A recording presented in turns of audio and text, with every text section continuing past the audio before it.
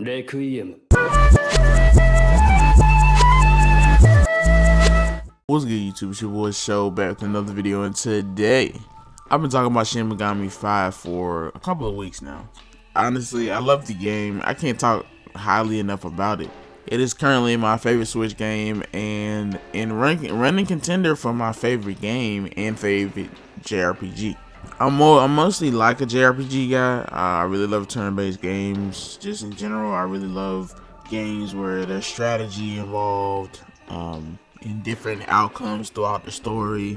But today I'm here to kind of give you guys 5 alternative choices to SMT5, because obviously once you put 100 and something hours into the game and you've done everything you wanted to do, if not more hours, then you might want to try to play something else. Now obviously if you are a heavy JRPG fan, then this list may not do much for you, because honestly, if you're like me, you probably play all of them, honestly. So hopefully you can enjoy the video and just see if there's one that you haven't played. All these are very great games. I'm gonna name 5 really great JRPG titles. Now with that out the way, let's go ahead and get to number 5. Alright, for number 5, pretty much could have seen this coming. It's got to be Persona. Obviously Persona is such a great franchise. The reason I put this at number 5 in particular is just simply because everybody knows about Persona. I feel like if you know about SMT5, you are already coming from Persona in the first place. That's why I decided to pretty much not put any Final Fantasy on this list, because it's just such a big franchise in the JRPG space. And honestly, even though it's something similar to SMT, it really is sort of different. I don't feel like the difficulty that you get with Persona is anything compared to SMT, and that's maybe just because I haven't played it in a while, but I felt the game to be really easy on the hardest difficulty. So as far as comparing it to the actual game, it is still a great game. It's definitely up there in my top JRPG space. One thing SMT and Persona do both share though is the music. The music is absolutely fantastic. I don't know who's the composer for these games, and I probably should know because they are fantastic. They do a really good job of making the whole experience feel like a cinematic experience. Both games are fun to play. Both games take massive amounts of hours to really get into. Both games are really good, really long. If you haven't played Persona and you've just been a straight SMT fan, I don't think that's literally possible. I don't know if you've been an SMT fan and haven't tried a Persona. Obviously, it's a good chance you may not have liked it, but it's a good chance that you played it if you've been an SMT fan. And if you're a Persona fan, you definitely need to play SMT. Next up, number 4 is sort of an obscure choice, but not really. It is Yakuza 7, Like a Dragon. This is basically the first time that the Yakuza franchise have made a RPG, a turn-based RPG for that matter. Honestly, when I first played this game, when I first heard of the series, because I had actually played the series a while, like I played the series for a long time, and it's always been like an action beat 'em up type game, and it's always had fantastic over the top Japanese Yakuza stories, and I always felt like that was just a really interesting thing, to get into a different culture, even if it's dramatized a lot more than real life. But I thought the Yakuza series was always fun. I kept saying Yakuza series, but I think this is actually wrong pronunciation, so I'm gonna try to stick to the other pronunciation. But if I end up slipping, you can tell me down in the comments below. But I really enjoyed the franchise as a whole. But when they actually announced that they were gonna be coming out with a turn-based RPG, I just didn't think it would work. Because you have a game that's been one away for a lot of years and it's been working. It's a good formula, but honestly, Yakuza, whatever you want to call it, has basically been the same way for about 6 years. You definitely think it's a little weird for them to be stepping out of their comfort zone now.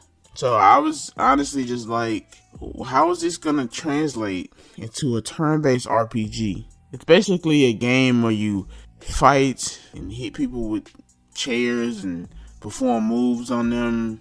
It's just like a crazy game. It's really hard to explain how the Yakuza franchise is. It's just a crazy set of games. I didn't think it was work in JRPG format. Boy, how glad I was to be wrong. But the way they actually made it is basically the main character of Yakuza 7 is named Ichiban, and he basically loves Dragon Quest games. So this game is heavily inspired by Dragon Quest. You'll notice some of the themes are the same, and some of the different types of attacks and mechanics are the same. But since he has such a love for Dragon Quest and the fact that he went to prison for a very long time at a very young age, he's basically a really adult child. So his mind perceives the battles that he fought and fights currently as Dragon Quest encounters. It's actually seriously weird. It's like the whole premise, but it's such a good game that you should definitely give it a try if you haven't played it. I cannot speak highly enough of it. It's such a good game, such a different JRPG feel, if that makes any sense. With that being said, let's go ahead and move on to number 3. Next up on the list, I want to talk about Xenoblade. Now, Xenoblade for the Switch, we're specifically talking about 2. Xenoblade 2 was my favorite Switch game until Shin Megami came out. When that came out and I played it, I had to eclipse Xenoblade. But I feel like for me, generally, there's been many games that have come out on the Switch over time. And you can count games that were ports of other games from other systems. And Xenoblade really stands above a lot of them. Now, the thing is, I should have put this a little bit lower. Because for me, a lot of people, I don't have a problem with the game at all. I love the game. But there are problems that I should address. A lot of people do not like the accents in this game. And some of the voice acting and lines. For me personally, I really loved it. When I played it, there wasn't much on the Switch. So obviously I could be looking at this with biased glasses. But I really loved the game. And I was sad to hear that there was a lot of, not controversy, but a lot of pretty much bashing on the game. I really didn't agree. But I had to get that out of the way and mention it to you guys before, that be just something that just really turns you off. But it's such a great game. I think you can pretty much get past that. It is not turn-based, but it's a fantastic game. Really gives you a lot of hours to basically collect all the different and if you've played the first game, it gives you some very awesome DLC. So as I'm saying, definitely go try this out for number 3 slot.